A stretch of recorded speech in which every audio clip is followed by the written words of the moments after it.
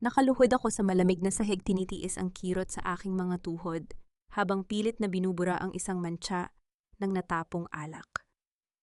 Sa labas ng silid na ito, naririnig ko ang malakas na tawanan ni Dante at ng kanyang ina si Doña Remedios.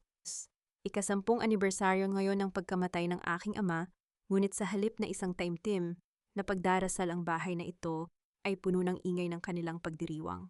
Ako ang asawa, ako ang may-ari ng dugong nananalatay sa pundasyon ng lupang kinatatayuan nila. Pero narito ako nagpupunas ng dumi sa ilalim ng kanilang mga paa. Dante, siguraduhin mong tuyo ang lahat ng ari-arian. Bago matapos ang buwan, ang boses ni Doña Remedios ay matalas tumatagos sa manipis na pader ng silid-aklatan.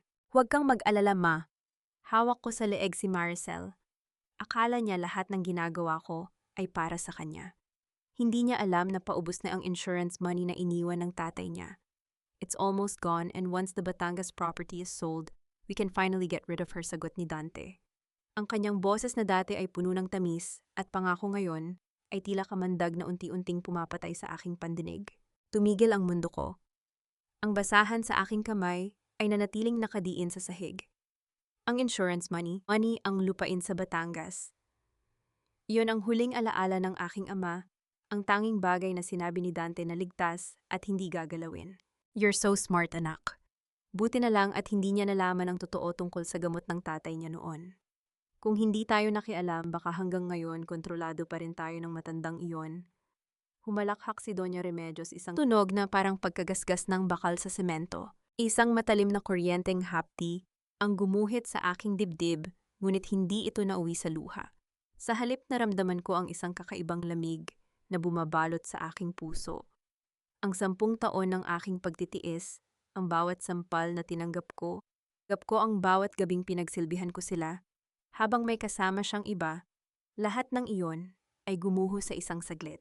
Hindi lang nila ako niloloko, pinatay nila ang aking ama para sa pera. Dahan-dahan akong tumayo, walang hikbi, walang panginginig. Ang aking paningin ay natuon sa lumang altar sa sulok ng silid-aklatan, kung saan nakalagay ang larawan ni Papa. Sa likod ng kanyang kwadro may napansin akong isang maliit na siwang sa dingding. Isang lumang taguan na noon pa man ay alam ko na, ngunit dahil sa tiwala ko kay Dante, hindi ko kailanman binuksan. Inabot ko ang siwang at naramdaman ang isang matigas na bagay. Isang kwaderno, kulay asul, marumi ang pabalat nito sa alikabok, ngunit nang buksan ko ang unang pahina, ang sulat kamay ni Papa ang bumungad sa akin. Maricel, anak, kung binabasa mo ito, maaaring wala na ako. Huwag kang magtitiwala sa mga ngiti ni Dante. May ginagawa silang hindi tama sa aking mga gamot. Ang lahat ng ebidensya ay nasa ilalim ng hindi ko natapos ang pagbabasa ng bumukas ang pinto. Pumasok si Dante, hawak ang isang baso ng whiskey, ang kanyang mukha ay mapula sa kalasingan. Tiningnan niya ako mula ulo hanggang paa na tila ba isa lamang akong gamit na nakaharang sa kanyang daan. Ano pang ginagawa mo rito? Maghain ka na sa labas. Gutom na ang mga bisita ko.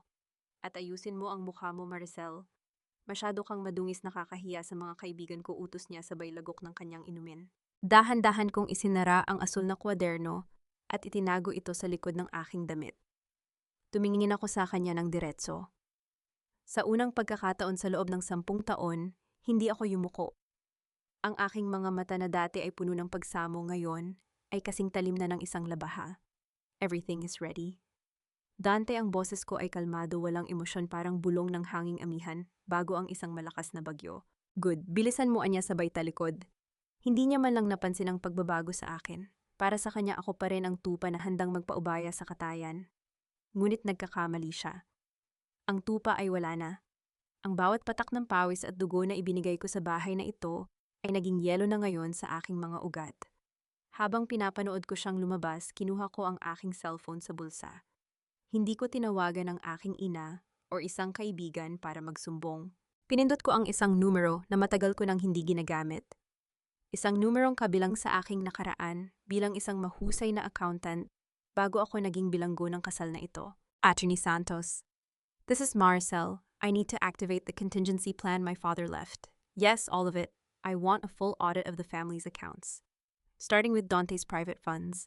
An attorney, I need a safe place for the blue notebook. The game is over, wika ko sa mababang tono, ngunit bawat salita ay may bigat ng isang hatol. Lumabas ako ng silid-aklatan taglay ang isang ngising hindi nila makikita. Hindi ako iiyak. Hindi ako magsusumamo. Pababagsakin ko sila sa paraang pinakamasakit para sa kanila, ang mawalan ng kahit isang sentimo at ang mabulok sa kahihiyan. Sa bawat hakbang ko patungo sa dining room, nararamdaman ko ang bigat ng bawat taon ng panlilinlang na kanilang ginawa.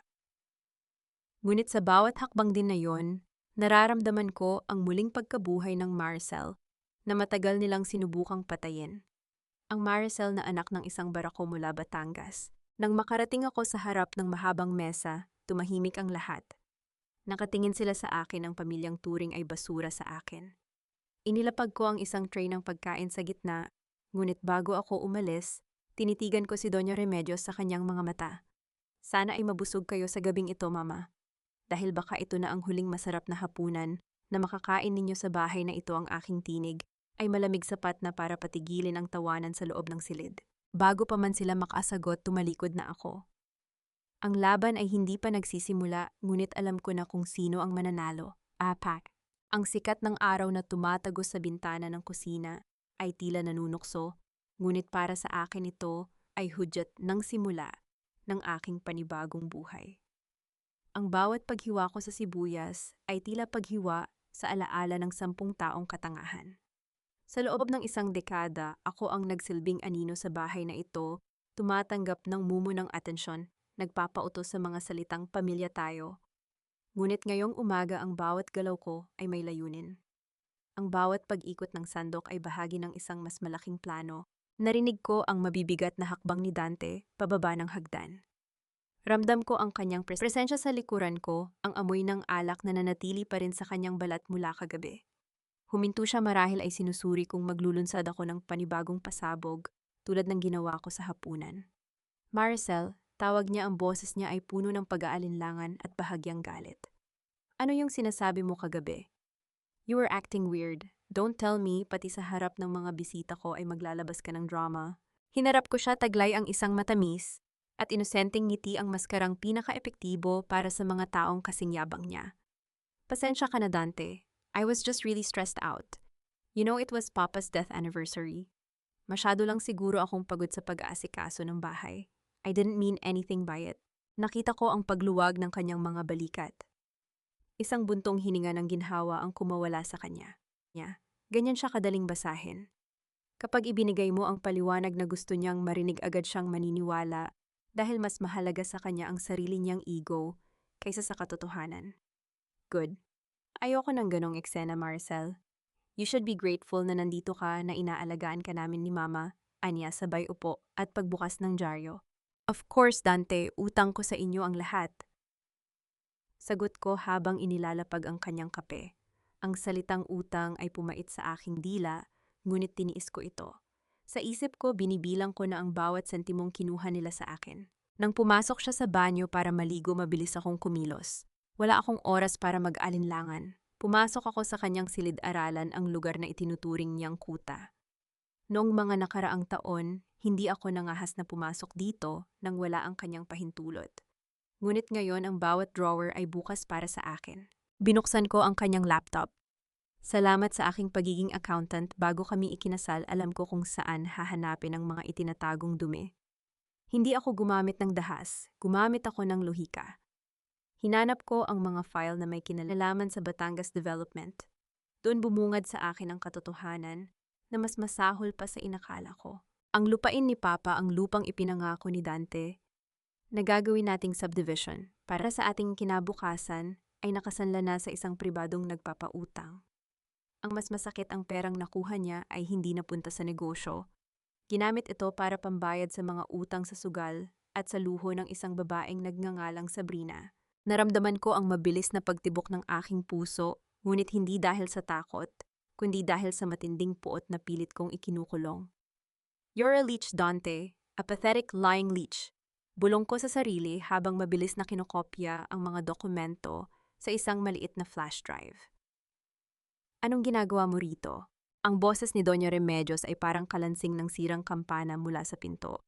Nakatayo siya doon, suot ang kanyang mamahaling robe na binili.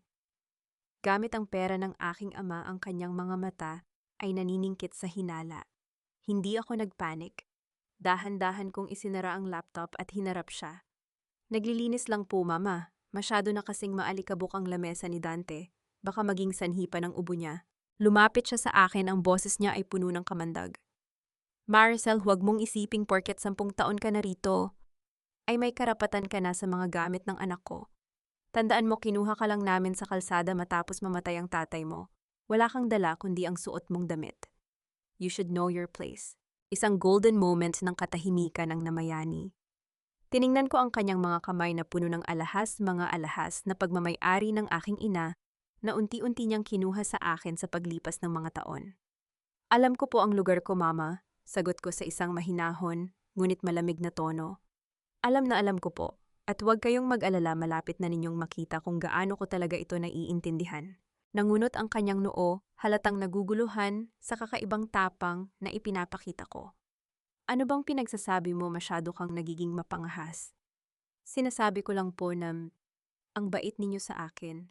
Muli akong ngumiti, isang ngiting hindi umaabot sa aking mga mata. Sige po, itutuloy ko na ang pagluluto ng paborito ninyong agahan. Nilagpasan ko siya, ramdam ang kanyang nanunuring tingin sa aking likuran. Hindi niya alam na ang flash drive sa loob ng aking bulsa ang magiging mitya ng kanilang pagkagunaw. Bumalik ako sa kusina at nagkunwaring abala. Ilang sandali pa narinig ko ang pag-alis ni Dante. Pagkaalis niya, tinawagan ko muli si Attorney Santos. Attorney, nakuha ko na ang mga mortgage documents. He leveraged the Batangas property under a shell company. And I found something else. A recurring payment to a jewelry shop in Makati. Every 15th of the month. Wika ko habang tinitingnan ng orasan. Ngayon ay 14 ng buwan. Good work, Maricel, but be careful. If they suspect you're auditing them, they might move the remaining assets, babala ng abogado. Let them. I want them to feel safe. I want them to think they've successfully manipulated me. I'm going to follow the trail of those jewelry payments tomorrow. Sagot ko. Bago ko ibaba ang telepono, pumasok ako sa kwarto namin ni Dante. Binuksan ko ang kanyang drawer at hinanap ang kanyang lumang pitaka na hindi na niya ginagamit. Doon sa isang maliit na bulsa, may nakita akong isang resibo. Hindi ito galing sa jewelry shop. Ito ay galing sa isang fertility clinic. Nanigas ako, fertility clinic. 11 taon na kaming kasal at palaging sinasabi ni Dante na hindi siya handang magkaanak, na baka baog ako kaya hindi kami magka-baby. Pinagmukha niya akong kulang bilang babae. Ngunit ang resibo ay may petsang nakaraang buwan lang at ang pangalang nakasulat ay hindi sa akin. Patient name, Sabrina De La Riva, Service Prenatal Checkup. Ang mundong kinatatayuan ko ay tila gumulo, ngunit sa halip na mabuwal, mas tumibay ang aking tayo. Hindi lang pala pera ang ninanakaw nila sa akin. Ninanakaw din nila ang aking pagkakataong maging ina habang bumubuo siya ng pamilya sa ibang babae gamit ang pera ng tatay ko. Isang matalim na ngiti ang sumilay sa aking mga labi. Ang sakit na nararamdaman ko ngayon ay nagsisilbing gasolina para sa aking puot. Dante, Doña Remedios, hindi niyo lang ako ginawang biktima. Ginawa niyo akong isang kalaban na hindi niyo kayang talunin, bulong ko sa hangin. Ang bawat katok sa aming tarangkahan ay tila isang paghamon, isang maingay na paggambala sa katahimikan ng aking pagpaplano. Hindi na ako nagulat nang makita ko sa security monitor ang isang babaeng nakasuot ng malaking salamin at hapit na pulang damit. Si Sabrina, ang babaeng nagdadalang tao sa anak na ipinagkait sa akin ni Dante. Ang babaeng suot ang kwintas na dapat ay para sa akin, kung hindi lang ninakaw ng asawa ko ang aking kinabukasan. Binuksan ko ang pinto nang may malumanay na mukha. Ang inaasahan niyang gulo-sampal o sabunot ay hindi niya natanggap. Sa halip, sinalubong ko siya ng isang malamig na katahimikan, na tila ba isa siyang hindi mahalagang bisita. Maricel, right, I think we need to talk. Bungad niya pilit na itinatago ang kaba sa likod ng kanyang mapangahas na tono. Tiningnan niya ako mula ulo hanggang paa, marahil ay nagtataka kung bakit wala akong bakas ng puyat o lungkot. Pasok ka, Sabrina. Kanina pa kita hinihintay. Sagot ko sa isang patag na boses. Nakita ko ang panlalaki ng kanyang mga mata. Hindi niya akalain na alam ko ang kanyang pangalan at lalong hindi niya akalain na magiging ganito ako ka-relax. Pinatuloy ko siya sa sala. Ang bahay na ito na bawat kanto ay pinaghirapan ko ay tila nadumihan ng kanyang presensya. Ngunit hinayaan ko lang. Kailangan ko siyang pakuluin sa sarili niyang kaba. Nagtimpla ako ng tsaa at inihain ito sa harap niya sa isang paraang napakapormal parang isang teleserye, kung saan ang bida ay handa ng maningil. Dante told me about you. Well, not everything but I know enough, pagsisinungaling ko. Isang taktika para mapadagsa ang kanyang mga salita. So alam mo na pala, look Marcel, ayaw ko ng gulo, pero kailangan kong isipin ang baby ko. Dante is promising me the Batangas estate. Sabi niya, pirma mo na lang ang kulang at sa amin na ang lupang iyon. Ang kanyang boses ay puno ng kayabangan, ang kamay niya ay humahaplos sa kanyang tiyan na tila ba iyon ang kanyang gintong tiket. Isang matalim na ngiti ang sumilay sa aking mga labi. Ang Batangas estate, Sabrina darling, mukhang hindi ka updated sa financial status ng mahal nating si Dante. Huminga ako ng malalim at tumingin sa kanya nang may halong awa, isang acting na sadyang idinisenyo para yanigin ang kanyang seguridad. Alam mo ba na ang lupang sinasabi mo ay baon na sa utang? Ginamit yon ni Dante bilang collateral sa mga illegal na pautang para lang mapanatili ang lifestyle mo. At ang jewelry na suot mo, galing iyon sa perang binubulsa niya mula sa kumpanya na ngayon ay iniimbestigahan na ng BIR. Nakita ko ang unti-unting pagpawi ng kulay sa kanyang mukha. Ang kanyang mapupulang labi ay nanginig. What? No, that's impossible. Dante told me he's rich. He's an executive. He's an executive of a sinking ship, Sabrina. Idiniin ko ang bawat salita. At ang mas malala, balak kanyang gawing scapegoat. Ang lahat ng illegal transactions ay nakapangalan sa shell company kung saan ikaw ang nakalistang treasurer. Hindi mo ba binabasa ang mga pinapapirmahan niya sa'yo? Ito ang master architect move ko. Alam kong walang alam si Sabrina sa negosyo. Ang mga dokumentong pinapirmahan sa kanya ni Dante ay para nga sa mga luho, ngunit pinalabas ko na ito ay isang bitag.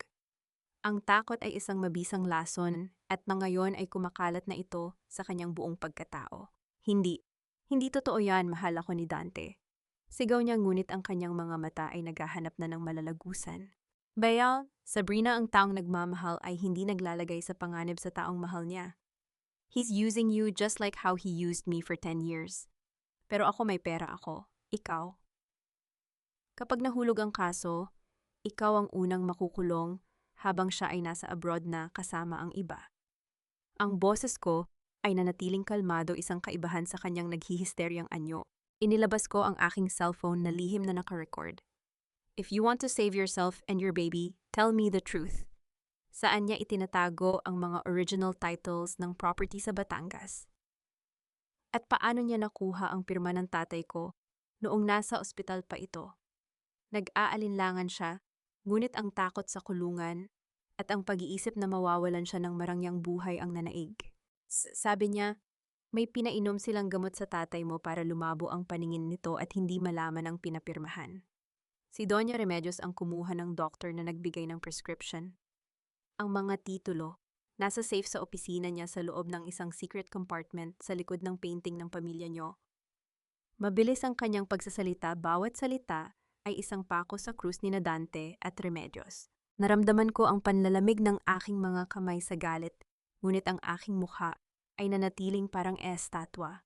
Nakuha ko na ang kailangan ko. Ang pag-amin niya na may sabuatan sa pagkamatay ng aking ama at ang lokasyon ng mga titulo. Good girl, sabi ko sabay tayo. Ngayon umalis ka na. Huwag mo nang hintayin na bumalik si Dante. Dahil kapag nalaman niyang kinausap mo ako, baka hindi lang banta ng kulungan ang harapin mo. Tumayo si Sabrina, halos madapa sa kanyang pagmamadali. Nang makalabas siya ng pinto, tinitigan ko ang aking sarili sa salamin sa sala. Hindi na ako ang Maricel na iyakin. Ako na ang bagong Maricel, malamig, lohikal, at nakamamatay kung lumaban. Kinuha ko ang asul na kwaderno at ang cellphone ko. Tinawagan ko si Attorney Santos habang pinapanood ko ang papalayong sasakyan ni Sabrina. Attorney, I have the confession. It's a gold mine. At alam ko na kung nasaan ang mga titulo. We need to move tonight habang wala si Dante sa opisina, wika ko. Are you sure, Maricel, delikado ang gagawin mo? Kapag nahuli ka niya doon, he might get violent. Paalala ng abogado. He won't catch me, attorney. Dahil ngayong gabi siya ang magiging abala sa paghahanap ng perang pambayad sa mga utang na hindi niya alam na kinuha ko na sa mga account niya. Isang mapait na tawa ang kumawala sa akin. Ngunit bago ko matapos ang tawag, narinig ko ang pagtunog ng susi sa pinto. Maagang umuwi si Dante, at ang mas malala narinig ko ang boses ni Doña Remedios na tila galit na galit. Maricel, nasaan ang mga dokumento sa laptop ni Dante? Bakit may mga nawawalang files? Sigaw ng matanda habang papasok ng sala. Nanigas ako sa kinatatayuan ko. Nakalimutan kong burahin ang history ng transfer sa laptop kagabi. Ang bitag na inihanda ko ay tila babalik sa akin ng mas maaga kaysa sa inaasahan ko. Nanatili akong nakatayo sa gitna ng sala. Ang aking likod ay tuwid na parang isang kawayang tumatanggi sa bagsak ng hangin. Ang sigaw ni Doña Remedios ay tila isang matalim na kutsilyo na pilit humihiwa sa aking katahimikan, habang ang mga mata ni Dante ay puno ng pagduda na tila ba sinusuri ang bawat hibla ng aking pagkatao. Maricel, tinatanong kita, bakit mo binuksan ang laptop ni Dante? Muling singhal ng matanda ang kanyang mga daliri na puno ng ginto ay nakaturo sa akin nang nanginginig sa galit. Dahan-dahan akong humarap sa kanila. Walang bakas ng takot. Walang panginginig ng boses. Dahil nakita kong bukas ang screen at may mga error sa accounting entries, Mama, nakalimutan niyo na ba? Ako ang nag-ayos ng mga libro niyo noong nagsisimula pa lang kayo. At sa nakita ko kanina kung hindi ko inayos ang mga files na iyon, baka bukas ay may mga auditor na nakumatok sa pintuan niyo. Nakita ko ang panandali ang paghinto sa galit ni Doña Remedios. Ang kasakiman ay palaging mas malakas kaysa sa hinala. Si Dante naman ay lumapit, hinawakan ng aking braso nang mahigpit, isang hawak na dati ay nagpapaiyak sa akin, ngunit ngayon ay nagpapasingit lamang ng puot. Accounting errors. O baka naman may iba kang hinahanap. Bulong ni Dante, ang kanyang hininga ay amoy kape at kasinungalingan. Humanap ka ng ibang accountant na kasing husay ko, Dante, at tingnan natin kung hindi ka mauwi sa kalsada. Malamig kong sagot sabay bawi ng aking braso. Ayusin mo ang ugali mo kung gusto mong maligtas ang kumpanya mo. At ngayon kailangan kong lumabas. Wala nang stocks ng gamot si Mama at kailangan kong dumaan sa butika. Hindi ko na hinintay ang kanilang sagot. Kinuha ko ang aking bag at lumabas ng bahay. Ang bawat hakbang ko palayo sa gate ay tila pagtanggal ng isang mabigat na kadena. Hindi ako pumunta sa botika. Dumiretso ako sa terminal ng bus patungong Batangas. Kailangan kong kumilos ng mabilis bago pa nila maisipang suriin muli ang laptop at makita ang history ng aking pag-access sa mga nakatagong folder. Habang umaandar ang bus, ang tanawin ng luntiang bukid at mga puno ng niyog ay nagsilbing gamot sa aking pagal na isipan. Ngunit sa likod ng bawat magandang alaala ng Batangas, naroon ang anino ng aking ama. Naalala ko ang kanyang huling mga araw, ang kanyang panginginig, ang kanyang malabong paningin, at ang paulit-ulit na pagpilit ni Dante na pirmahan niya ang mga dokumentong hindi na niya mabasa. Nakarating ako sa lumang bayan ng Batangas nang magtatapit hapon na. Ang amoy ng dagat at barakong kape ay sumalubong sa akin. Tila ba tinatanggap ako ng lupang aking kinalakhan. Nagtungo ako sa isang lumang opisina sa tapat ng simbahan. Sa pintuan ay nakasulat sa kupas na ginto, Attorney Vicente Santos, Notary Public. Ang malakas na pagbukas ng lumang pinto ay lumikha ng isang mahabang tunog na gumising sa katahimikan ng opisina. Isang matandang lalaki na may puting buhok ang tumingala mula sa kanyang mga tumpok ng papel. Maricel, anak, ikaw na ba yon? Ang boses ni Attorney Santos ay puno ng gulat at lungkot. Attorney, kailangan ko ang katotohanan. Direkta kong wika habang inilalapag ang asul na kwaderno sa kanyang lamesa. Alam ko na ang ginawa nila sa Batangas property, pero kailangan ko ng patunay sa ginawa nila kay Papa. Bumuntong hininga ang abogado. Tumayo siya at nilock ang pinto, isang senyales na ang pag-uusap na ito ay may dalang panganib. Kinuha niya ang isang makapal na folder mula sa kanyang vault. Ilang taon kong hinintay na bumalik ka, Maricel. Noong mamatay ang tatay mo, tinangka kong lumapit sa iyo, pero hinarang ako ni Dante. Binantaan nila ang lisensya ko at ang kaligtasan ng pamilya ko. Paliwanag niya, ang kanyang mga kamay ay bahagyang nanginginig. Ang gamot na ibinibigay nila sa tatay mo, hindi iyon para sa kanyang puso. Ito ay isang uri ng sedative na nagdudulot ng kalituhan at pansamantalang pagkabulag kung sobra ang doses. Naramdaman ko ang pagbagsak ng aking puso sa sahig ng aking kamalayan. Ang bawat gabi na pinapanood ko si Papa na uminom ng gamot mula sa kamay ni Doña Remedios ay isa palang dahan-dahang pagbitay. May ebidensya ba tayo, attorney? Tanong ko, ang boses ko ay kasing tigas ng bato. Meron akong kopya ng orihinal na reseta na kinuha ko sa botikang pag-aari ng pinsan ni Remedios bago nila ito sunugin.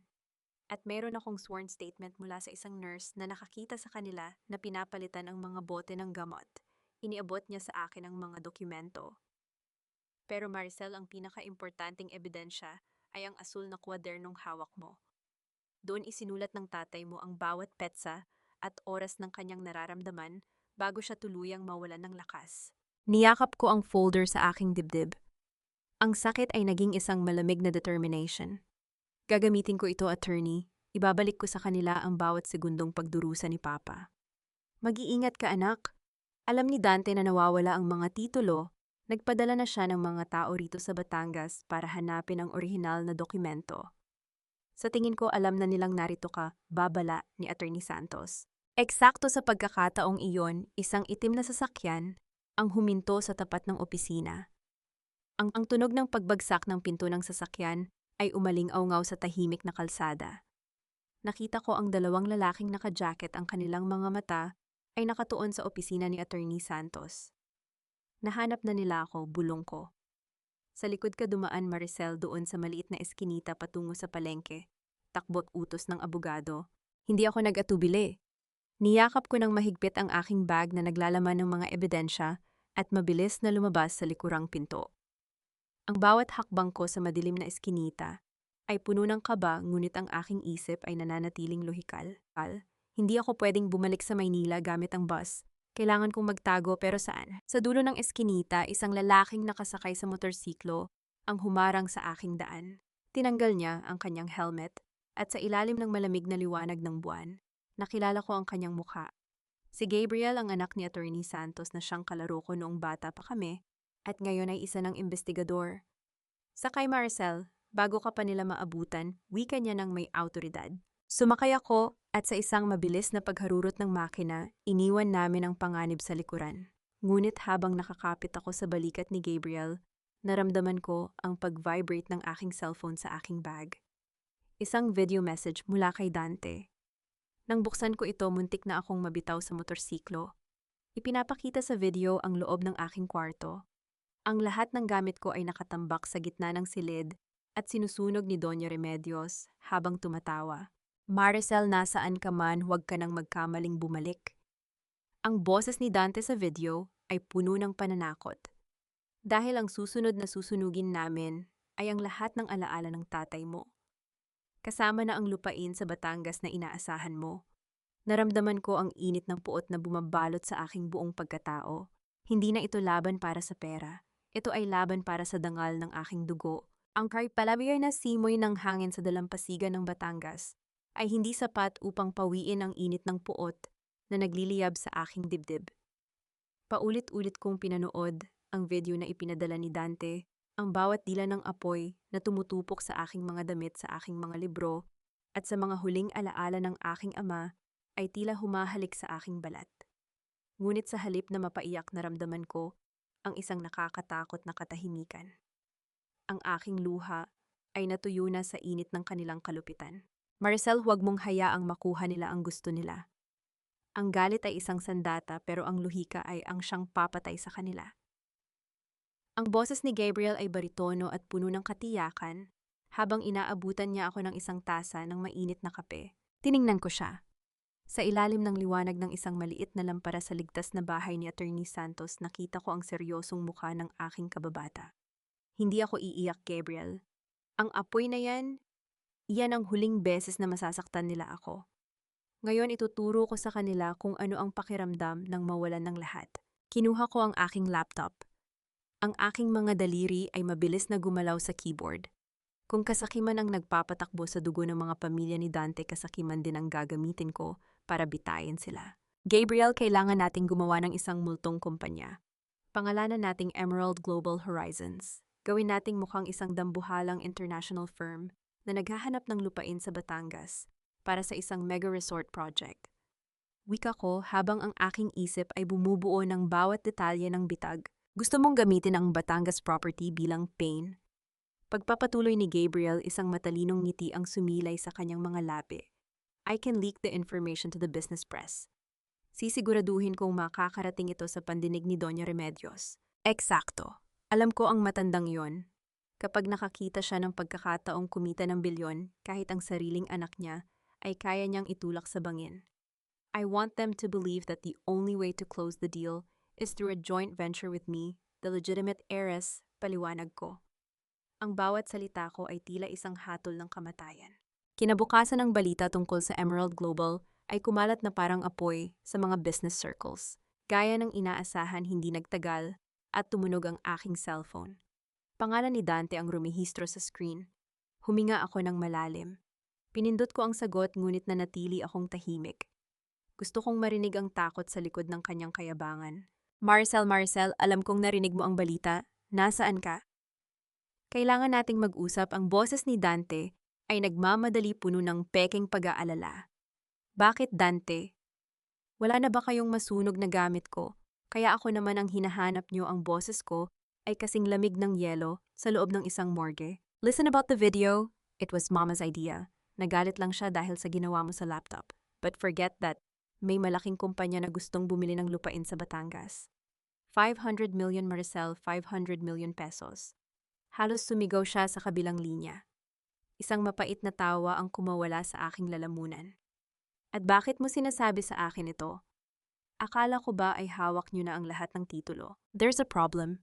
The lawyers of Emerald Global are strict. Gusto nilang makita ang physical signature mo bilang tagapagmana ni Don Mariano. Kung hindi nila ilalabas ang down payment, paliwanag niya, ang kanyang boses ay tila isang asong nagmamakaawa. Maricel, maghati tayo. I'll give you 20%. Bumalik ka na rito at pirmahan mo na ang mga dokumento. 20% ulit ko habang nakatingin kay Gabriel na tumatango sa tabi ko. Dante, ganyan ba kababa ang tingin mo sa akin? 500 million ang pinag-uusapan natin. Kung gusto mo ng pirma ko, kailangan nating mag-usap ng harapan. Sa opisina ni Attorney Santos. At gusto ko nandoon ang mama mo. Fine, anything you want. Pupunta kami dyan sa Batangas bukas ng umaga. Just, don't do anything stupid, Maricel. This is our ticket to the big leagues, anya, bago ibaba ang tawag. Nang mamatay ang linya, ibinaba ko ang cellphone sa mesa. Naramdaman ko ang panginginig ng aking mga kamay, hindi dahil sa takot, kundi dahil sa adrenaline ng isang maninila, na nakita na ang kanyang biktima na papasok sa bitag. They bit the bait, wika ni Gabriel. Hindi lang sila kumagat, Gabriel. Nilunok nila pati ang kawil, sagot ko. Ipinakita sa akin ni Gabriel ang mga dokumentong inihanda namin. Sa ibabaw, mukha itong isang standard joint venture agreement para sa mega resort. Ngunit sa ilalim ng mga legal na salitang Ingles na sadyang ginawang komplikado, merong isang maliit na sugnay. The signatories hereby acknowledge the restitution of all stolen assets to the rightful heir, Maricel Valderrama, and admit to the fraudulent transfer of titles made under duress. Kasabay nito, ang pirma nila sa dokumentong ito ay magsisilbing utos sa bangko na ilipat ang lahat ng kanilang kasalukuyang pondo sa isang escrow account na ako lang ang may access bilang safekeeping habang hindi pa natatapos ang deal. Hating gabi na ngunit hindi ako makatulog. Lumabas ako sa beranda ng ligtas na bahay at tumingin sa malawak na karagatan ng Batangas. Ang tunog ng mga alon na humahampas sa mga bato ay tila isang paalala ng lakas ng kalikasan. Ganito rin ang gagawin ko sa kanila. Isang malakas na hampas na wawasak sa kanilang mga pangarap. Sigurado ka ba rito, Maricel? Ang boses ni Attorney Santos ay narinig ko sa likuran ko. Kapag nalaman nila ang totoo habang nasa loob pa kayo ng silid, maaari silang maging marahas. Attorney, 10 taon akong naging marahas sa sarili ko sa pamamagitan ng pananatili sa kanila. Ang kaunting panganib bukas ay wala kumpara sa impyernong pinagdaanan ko. Hinarap ko siya ng may determinasyon. Gusto kong makita ang mga mukha nila kapag napagtanto nilang ang babaeng minaltrato nila ang siyang kukuha ng lahat ng mayroon sila. Na golden moment ng gabing iyon ay nang buksan ko ang asul na kwaderno ng aking ama. Sa huling pahina, may nakasulat doon na hindi ko napansin noon. Ang kape ng Batangas ay matapang, pero ang aking anak ay mas matapang pa. Isinara ko ang kwaderno at huminga ng malalim. Ang bawat segundo ng paghihintay ay tila isang dahan-dahang pagpatak ng lason sa tasa ng aking mga kaaway. Bukas ang lason ay kakalat na. Buksan man nila ang pintuan ng opisina ni Attorney Santos nang may mga ngiti ng tagumpay, hindi nila alam na ang silid na yon ay magiging kanilang bilangguan. Ang 500 milyong piso na inaasahan nila ay magiging isang malaking zero at ang kanilang kalayaan ay magiging isang alaala na lamang. Habang naghahanda ako para sa kinabukasan, naramdaman ko ang isang kakaibang ginhawa. Hindi ito ang saya ng paghihiganti kundi ang bigat ng katarungan na sa wakas ay mailalagay na sa tamang timbangan. Ang bawat inggit ng lumang sahig sa opisina ni Attorney Santos ay tila isang babala sa paparating na bagyo. Nakaupo ako sa likod ng malaking lamesa, suot ang isang puting blusa na kasing linis ng aking intensyon, ngunit ang aking puso ay kasing tigas ng bakal. Sa labas narinig ko ang paghinto ng isang sasakyan, ang tunog ng marahas na pagsasara ng pinto ay nagpahiwatig na narito na ang mga linta. Bumukas ang pinto at pumasok sina Dante at Doña Remedios. Ang matanda ay tila isang reyna, ang reyna na naglalakad sa gitna ng dumi, habang si Dante ay hindi mapakali ang kanyang mga mata, ay palipat-lipat sa akin at sa mga dokumentong nakapatong sa lamesa. Nasaan ang mga kinatawan ng Emerald Global bungad ni Doña Remedios? Ang kanyang boses ay puno ng awtoridad, na tila ba siya pa rin ang may hawak ng aking leeg. Nasa kabilang silid sila mama. Gusto nilang tapusin muna natin ang internal agreement bago sila pumasok para sa pirmahan ng 500 milyong piso. Ang boses ko ay malumanay isang pag-arte na sadyang idinisenyo upang patuluyin sila sa aking bitag. Good. Let's get this over with. Maricel, pirmahan mo na ang waiver na ito na nagpapatunay na ang lahat ng kikitain sa deal ay dadaan sa kumpanya ni Dante, utos ng aking asawa, habang inilalapag ang isang pirasong papel sa harap ko. Tiningnan ko ang papel pagkatapos ay tumingin ako kay Dante ng may halong awa. Dante, bago ko pirmahan iyan, may kailangan lang akong linawin. Ayon sa mga auditor ng Emerald Global, may nakita silang discrepancy sa mga bank accounts mo.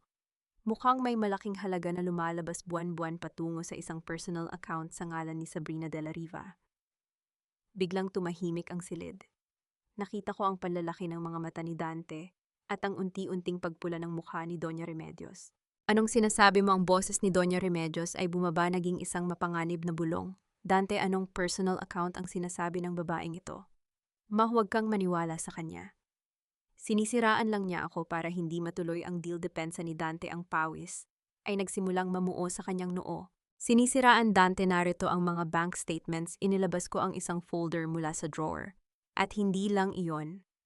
May mga resibo rin dito ng mga alahas at isang condo unit na binili mo nitong nakaraang buwan lang. Akala ko ba ay hirap ang kumpanya natin, kaya kailangan nating ibenta ang lupa sa Batangas? Kinuha ni Doña Remedios ang folder ng may panginginig ang mga kamay. Habang binabasa niya ang bawat linya, ang kanyang galit ay tila isang bulkang malapit ng sumabog. Ikaw na bata, kasigaw ng matanda sabay hampas ng folder sa mukha ni Dante. Ninanakawan mo ako, ang perang ginagamit mo para sa babaeng iyan ay perang kinuha natin mula sa insurance ng matandang Valderrama. Ibinigay ko sa iyo ang lahat, tapos gagamitin mo lang para sa isang basurang babae. Mapara sa apo mo iyon? Buntis si Sabrina, sigaw ni Dante, isang pag-amin na tila isang malakas na sampal sa katahimikan ng silid. Tumayo ako ng dahan-dahan, kumuha ng isang baso ng tubig at uminom ng napakakalmado habang pinapanood silang mag-away. Ang bawat salitang binitawan nila ay tila isang musika sa aking pandinig. Ang kanilang pagkatao ay unti-unting nagkakalas-kalas sa harap ko. Apo, anong apo? Wala kang ititira sa akin dahil lang sa isang anak sa labas, patuloy na sigaw ni Doña Remedios. Maricel, huwag mong ibibigay ang pera sa kanya. Ipirma mo ang kontrata sa pangalan ko lang. Mama, huwag kang sakim. Ako ang nagpatakbo ng kumpanya ganti ni Dante. Nagsimula silang magsigawan, nagbubulyawan ng mga masasamang salita at naglalabas ng mga baho na itinago nila sa loob ng maraming taon. Ang kanilang utang na loob at pagmamahala ng pamilya ay naglaho na parang usok. Doon ko napatunayan na ang kanilang samahan ay nakatali lamang sa ginto at kapag ang ginto ay nanganib, ang tali ay mapapatid. Tumahimik kayo, ang boses ko ay hindi malakas, ngunit ito ay may talim na nagpatigil sa kanilang dalawa. Tumingin sila sa akin. Doon nila nakita ang isang Maricel na hindi nila kilala. Walang emosyon, walang awa. Dante, mama, hindi niyo ba napapansin muli akong ngumiti, isang ngiting kasing lamig ng kamatayan? Walang tao sa kabilang silid. Walang Emerald Global. Walang 500 milyong piso. Ang katahimikan sa silid ay naging nakakasakal. Nakita ko ang paglitaw ng takot sa kanilang mga mata. Anong ibig mong sabihin na utal na tanong ni Dante? Ang lahat ng ito ay isang bitag paliwanag ko habang inilalabas ang asul na kuwaderno ng aking ama. Ang mga dokumentong pinirmahan niyo kanina bago kayo mag-away, hindi iyon joint venture agreement. Iyon ay isang opisyal na pag-amin ng inyong mga krimen, ang pagmamanipula sa gamot ni Papa, ang illegal na paglilipat ng mga titulo, at ang pagnanakaw sa aking mana. Sa ilalim ng batas ang pirma niyo roon ay sapat na para mabulok kayo sa kulungan. You bitch, susugod sana si Dante sa akin, ngunit mabilis na pumasok si Gabriel mula sa likod ng kortina. Hawak ang isang recorder at ang kanyang cellphone na direkta nang nakakonect sa mga autoridad. Huwag kang susubok, Dante, babala ni Gabriel. Lahat ng sinabi niyo kanina tungkol sa insurance money at sa pagpatay kay Don Mariano ay na-record. Napaupo si Doña Remedios sa sahig, ang kanyang mukha ay biglang tumanda ng 10 taon. Hinawakan niya ang kanyang dibdib, humihingal, pilit na humihingi ng tulong. Marcel, ang gamot ko. Tulungan mo ako. Pagmamakaawa ng matanda, ang kanyang boses ay tila isang tuyong dahon na hinahangin. Tiningnan ko siya ng diretso sa kanyang mga mata. Hindi ako kumilos, hindi ako tumawag ng tulong. Naalala ko kung paano niya pinanood ang aking ama na mahirapan sa paghinga habang hawak niya ang mga gamot nito na ayaw niyang ibigay. Tulad ng sinabi mo sa akin noon, Mama, kailangan nating tanggapin ang ating kapalaran. Ang boses ko ay walang panginginig. Ang golden moment ng kabanatang ito ay ang sandali na kinuha ko ang aking bag at tumayo. Hindi ko na sila tiningnan muli. Ang bawat hakbang ko patungo sa pinto ay tila pag-iwan sa isang madilim na kabanata ng aking buhay. Attorney Gabriel, kayo na ang bahala sa kanila, wika ko habang binubuksan ang pinto. Sa labas ang araw ay maliwanag na sumisikat sa Batangas. Ngunit bago ako makalayo, narinig ko ang malakas na tunog ng pagdating ng mga sasakyan ng pulis. Isang ngiti ang sumilay sa aking mga labi, ngunit ang ngiting ito ay agad na napawi nang makita ko ang isang pamilyar na itim na sasakyan na humarang sa aking daan. Bumukas ang pinto ng sasakyan at lumabas ang isang lalaking hindi ko inaasahan. Ang abogado ni Dante mula sa Maynila, may hawak na isang papel na tila ba may iba pang twist na hindi ko nakita. Mrs. Valderrama, huwag muna kayong aalis, wika ng abogado ng may malamig na boses. May isang sugnay sa kasunduan niyo ni Dante nung ikasal kayo na tila nakalimutan niyo. At ang sugnay na iyon ang magpapatunay na ang lahat ng ginawa mo ngayong araw ay maaaring mabaliwala. Naramdaman ko ang mabilis na pagtibok ng aking puso. Sa gitna ng aking tagumpay, meron pa palang isang lihim na maaaring sumira sa lahat. Ang sikat ng araw sa Batangas ay tila naging maputla sa harap ng malamig na presensya ni Attorney Marcelo. Nakatayo siya doon, hawak ang isang decolor na folder na tila ba ito ang susi sa aking pagkakagapos muli. Sa likuran ko narinig ko ang paghahalakhak ni Dante, isang tunog na puno ng pagkasuklam at muling pagkabuhay ng kanyang kayabangan. Akala mo ba ganun kadali kaming pabagsakin? Marcel, wika ni Dante habang pinupunasan ng pawis sa kanyang noo. You're so naive. You think a few recorded conversations and a fake deal are enough to erase 10 years of my control. Hinarap ko si Attorney Marcelo. Ang aking mga mata ay nanatiling kalmado, bagaman ang kaba sa aking dibdib ay tila isang mabilis na tambol na pilit kong pinatitigil sa pamamagitan ng lohika. Anong sugnay ang sinasabi mo, attorney? Ang supplementary prenuptial clause na pinirmahan niyo ni Dante 3 araw bago ang inyong kasalwika ng abogado, sabay abot ng isang dokumento. Nakasaad dito na anumang ari-arian na magmumula sa iyong mana, kasama na ang Batangas property ay automatikong malilipat sa pangalan ng Villanueva Family Trust kung sakaling ikaw ang maghain ng annulment o paghihiwalay batay sa mga akusasyong kriminal na hindi pa napatutunayan sa korte. Isang matalim na ngiti ang sumilay sa mga labi ni Dante. In short, Marcel, once you use those records to put us in jail, you lose the land. You lose everything your father worked for. Pipili ka ang katarungan para sa tatay mo o ang lupang iniwan niya sa iyo. Either way, talo ka. Naramdaman ko ang mabilis na pag-ikot ng aking paligid. Ang ganting salakay na ito ay hindi ko inaasahan. Tiningnan ko si Attorney Santos na ngayon ay mabilis na sinusuri ang dokumento. Ang kanyang pagkunot ng noo ay nagpahiwatig na ang dokumento ay mukhang lehitimo. This is gaslighting at its finest, Maricel, bulong ni Gabriel sa tabi ko. Pinapipili ka nila sa dalawang bagay na pareho mong pagmamay-ari. Tumingin ako kay Doña Remedios na ngayon ay nakatayo na muli. Tila ba nakakuha ng bagong lakas mula sa kamandag ng kanilang abogado. Ano na Maricel, ibigay mo sa amin ang asul na kwaderno at ang mga recordings at hahayaan ka naming manatili sa maliit na bahay sa dulo ng property. Kung hindi magiging pulubi ka sa kalsada, huminto ang mundo ko.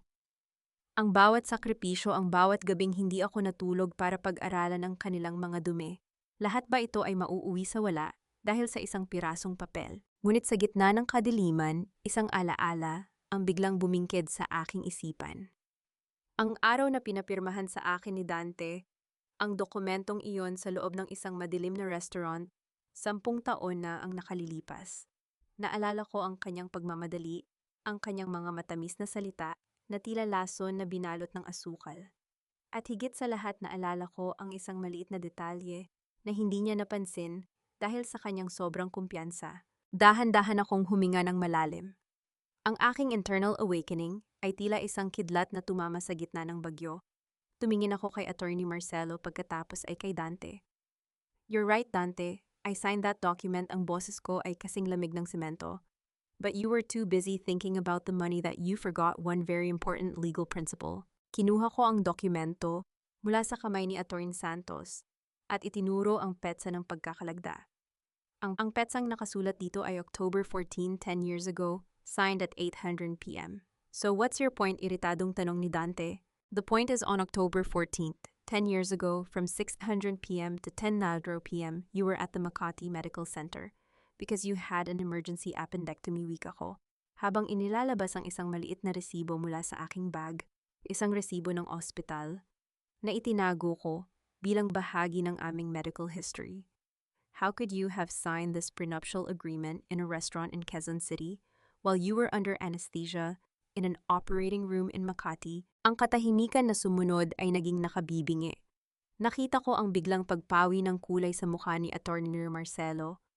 Si Dante ay napanganga, ang kanyang mga kamay ay nagsimulang manginig. Ibig sabihin, ang pirma mo rito ay peke. O kaya naman ang petsang inilagay mo ay maling-mali. Pagpapatuloy ko ang bawat salita ay tila isang bala na tumatama sa kanilang depensa. In legal terms, this document is void ab initio. It never existed. You forged your own signature or the date to trap me, but your own medical record just set me free. Golden moment ang tawag dito, ang sandaling nakita ko ang pagbagsak ng balikat ni Attorney Marcelo. Alam niya bilang isang abogado na ang ebidensyang hawak ko ay wawasak sa kanilang huling alas. And one more thing, dagdag ko, lumapit ako kay Dante hanggang sa magkaharap na ang aming mga mukha. I'm not filing for annulment. I'm filing for declaration of nullity of marriage based on bigamy. I found out about your secret marriage in Cebu before we even met. Our marriage was never legal, Dante. You are not my husband, and you never had any right to the Valderrama estate. Ang tunog ng pagdating ng higit pang mga pulis ay muling umalingaw-ngaw. Sa pagkakataong ito, wala nang sasakyan na haharang sa kanila.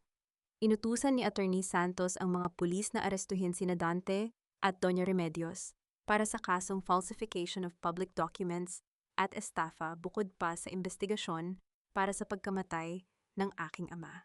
Habang kinakabitan ng posa si Dante, pilit pa rin siyang sumisigaw, nagmumura at nanunumbat. Ngunit para sa akin, ang kanyang boses ay tila na lamang isang mahinang huni ng insekto sa malayo. Tiningnan ko si Doña Remedios. Ang matandang mapagmataas ay ngayon ay nakayuko, ang kanyang marangyang damit ay nadumihan na ng alikabok ng Batangas. Wala na ang kanyang boses. Wala na ang kanyang kapangyarihan. Dalhin na sila utos ng opisyal ng pulisya. Habang pinapanood ko ang pag-alis ng mga sasakyan ng pulis, naramdaman ko ang isang malakas na pagbugso ng hangin mula sa dagat. Ito ang amoy ng katarungan. Ito ang amoy ng kalayaan. Ngunit bago ako makahinga ng maluwag, nilapitan ako ni Gabriel. May hawak siyang tablet at ang kanyang mukha ay seryoso. Maricel, hindi pa tapos ang lahat, wika niya. Tingnan mo ito. Habang inaaresto sila, may isang malaking transfer na nagaganap mula sa main account ng kumpanya nyo patungo sa isang offshore account sa Switzerland. At ang account na yon, hindi kay Dante, hindi rin kay Doña Remedios. Nangunot ang noo ko. Kung hindi sa kanila, kanino itinuro ni Gabriel ang pangalan ng account holder? Naramdaman ko ang muling paglamig ng aking dugo. Ang pangalan ay Sabrina de la Riva. Ang babaeng akala ko ay biktima rin ni Dante ay tila meron palang sariling laro na mas malaki kaysa sa aming lahat. Nan, ang pangalang Sabrina Della Riva na kumikislap sa tablet ni Gabriel ay tila isang malatukang tumatagos sa aking balat. Sa isang sandali, ang tagumpay ko laban kina Dante at Doña Remedios ay tila naging maputla. Akala ko ay isa lamang siyang hamak na kabit na naghahanap ng marangyang buhay, ngunit sa likod ng kanyang inosenteng mukha at dambuhalang tiyan, mayroon palang isang halimaw na mas matakaw kaysa sa pamilyang Villanueva. Hindi lang siya basta biktima ng panloloko ni Dante Maricel, wika ni Gabriel, ang kanyang mga daliri ay mabilis na lumalakbay sa keyboard upang pigilan ang transaksyon. Sabrina was a former finance officer of a multinational firm before she met Dante. She used him. Ginamit niya ang pagiging desperado ni Dante na magkaanak para makuha ang lahat ng access sa mga accounts. Naramdaman ko ang mabilis na pagdaloy ng adrenaline sa aking mga ugat. Hindi ako naupo para umiyak. Hindi ko hinayaang lamunin ako ng panghihinayang. Sa halip, kinuha ko ang susi ng aking sasakyan. Nasaan siya, Gabriel? Nasa Hacienda Valderrama siya sa Batangas. Balak niyang gamitin ang private chopper ng isa sa mga business partners ni Dante para tumakas patungong Singapore sa loob ng 1 oras, sagot ni Gabriel habang mabilis na tumatayo. Hayaan mo siya, malamig kong wika. Gusto kong makita niya ang mukha ng babaeng akala niya ay talunan na. Humaharurot ang aming sasakyan patungo sa aming lupain. Ang bawat pag-ikot ng gulong sa kalsada ay tila pagbibilang ng mga huling sandali ng kalayaan ni Sabrina. Nang makarating kami sa hacienda, ang malawak na damuhan, na dati ay puno ng tawanan namin ni Papa, ay ngayon ay saksi sa isang madilim na pagtatapos. Nakita ko si Sabrina sa helipad. May hawak na 2 malaking maleta, habang ang ugong ng paparating na helicopter ay nagpapalipad ng alikabok sa paligid. Nang makita niya ako, hindi siya natakot. Sa halip, isang mapang-uyam na ngiti ang sumilay sa kanyang mga labi. "You're too late," Maricel, sigaw niya upang malunod ang ingay ng makina. Hawak ko na ang lahat. Ang perang ito ay para sa anak namin ni Dante. Deserve ko ito matapos kong tiisin ang amoy ng alak ng asawa mo at ang pagiging kontrolado ng matandang Remedios. Lumapit ako sa kanya. Hindi ako tumakbo, hindi ako sumigaw. Ang bawat hakbang ko ay puno ng awtoridad ng isang tunay na nagmamay-ari ng lupang ito. Huminto ako ilang metro mula sa kanya. "Ang perang yan, Sabrina, ay hindi kailanman magiging sayo." Ang boses ko ay kalmado, ngunit may talim na mas matalas pa sa kahit anong patalim. "Dahil bago pa man pumasok ang transfer sa offshore account mo na flag na iyan ng AMLA Anti-Money Laundering Council. Ang transaksyong ginawa mo gamit ang account ni Dante. Iyon ang huling ebidensyang kailangan ko para patunayang kasabwat ka sa plunder at falsification." Nakita ko ang paninigas ng kanyang katawan. Ang kanyang ngiti ay unti-unting naglaho na palitan ng isang hilaw na takot. Anong sinasabi mo? "I have the codes. I have the authorization." "You have codes that I intentionally left accessible," wika ko, habang ipinapakita sa kanya ang aking cellphone. "Nakalimutan mo yata, Sabrina. I was an auditor long before you became a mistress. I didn't just watch Dante steal. I tracked every single centavo. Pinanood ko kayong maging gahaman dahil alam kong ang kasakiman nyo ang siyang maglalagay sa inyo sa rehas." Golden moment ang tawag dito nang ang helicopter na inaasahan niyang magliligtas sa kanya ay lumiko at lumayo sa utos ni Gabriel na nakipag-ugnayan na sa Aviation Authority. Naiwan si Sabrina sa gitna ng helipad mag-isa, hawak ang mga maletang puno ng mga papel na wala ng halaga. "You think you won?" Sabrina hissed, her face contorted with rage. "I'm pregnant, Marcel. Hindi nila ikukulong ang isang buntis." Tumingin ako sa kanyang tiyan, pagkatapos ay muli sa kanyang mga mata. "The law might be lenient, Sabrina, but karma is not. And by the way, I checked the records of the fertility clinic you visited. You're not pregnant with Dante's child. You're not even pregnant at all. Isang silicone belly at mga peking ultrasound results. Ganyan ka ba kadesperado?" Sa isang iglap, tila gumuho ang buong mundo ni Sabrina. Napabitaw siya sa kanyang mga maleta. Lumapit si Gabriel kasama ang 2 babaeng pulis. Walang drama, walang sigawan. Ang tanging narinig sa buong hacienda ay ang tunog ng pag-lock ng posas sa kanyang mga kamay. Dalhin na siya sa presinto sa tabi ni Dante, utos ko. Habang pinapanood ko siyang isakay sa patrol car, naramdaman ko ang isang kakaibang katahimikan. Ang Hacienda Valderrama ay muling naging payapa. Ang mga linta ay naalis na sa aking balat. Ang bawat sakit na idinulot nila ay naging pundasyon ng aking bagong pagkatao. Maricel, tawag ni Gabriel. Tapos na. Nakuha na natin ang order para i-freeze ang lahat ng accounts ng mga Villanueva. Ang Batangas property ay sa iyo na muli 100%. Tumango ako ngunit hindi pa ako handang magdiwang. Naglakad ako patungo sa lumang puno ng mangga kung saan kami madalas maupo ni Papa. Doon sa ilalim ng mga sanga naramdaman ko ang isang malakas na ihip ng hangin na tila ba isang yakap mula sa kabilang buhay. Para sa iyo ito, Papa, bulong ko. Ngunit sa gitna ng aking pasasalamat, napansin ko ang isang bagay na nakabaon sa lupa sa paanan ng puno. Isang maliit na metal box na ngayon lang lumitaw dahil sa malakas na ulan kagabi. Nang buksan ko ito, nakita ko ang isang liham na hindi ko pa kailanman nababasa. Ito ay sulat kamay ni Papa, ngunit ang petsa ay ilang araw bago siya mamatay. At ang unang pangungusap ay nagpabilis muli ng aking tibok ng puso. Maricel, anak, kung sakaling mabigo ang lahat ng plano ko, hanapin mo ang taong nagngangalang Eliseo. Siya ang may hawak ng tunay na dahilan kung bakit gustong-gusto ng mga Villanueva ang lupang ito. Hindi ito dahil sa resort. May mas malalim pang lihim ang nakabaon sa ilalim ng ating hasyenda. Napakunot ang noo ko. Ang tagumpay ko ngayong araw ay tila simula lamang ng isang mas malaking misteryo. Sino si Eliseo at anong lihim ang tinutukoy ni Papa at back? Hawak ko ang huling hininga ni Papa sa aking mga kamay. Ang liham na nakuha ko mula sa maliit na metal box ay tila isang buhay na dokumento na nagpapakaba sa aking buong pagkatao. Sa bawat salitang nakasulat, nararamdaman ko ang takot at pag-iingat ng aking ama bago siya tuluyang patahimikin ng mga Villanueva. Gabriel, kilala mo ba kung sino si Eliseo? Tanong ko habang ang aking mga mata ay nakapako sa pangalang tila ba ito ang susi sa lahat ng aking mga katanungan. Tumigil si Gabriel sa pagsusuri sa kanyang tablet. Ang kanyang mukha ay nabalutan ng seryosong pag-iisip. Si Mang Eliseo, siya ang dating enkargado o tagapamahala ng hasyenda bago ka pa ikinasal kay Dante. Bigla siyang nawala 10 taon na ang nakalilipas ilang buwan matapos mamatay si Don Mariano.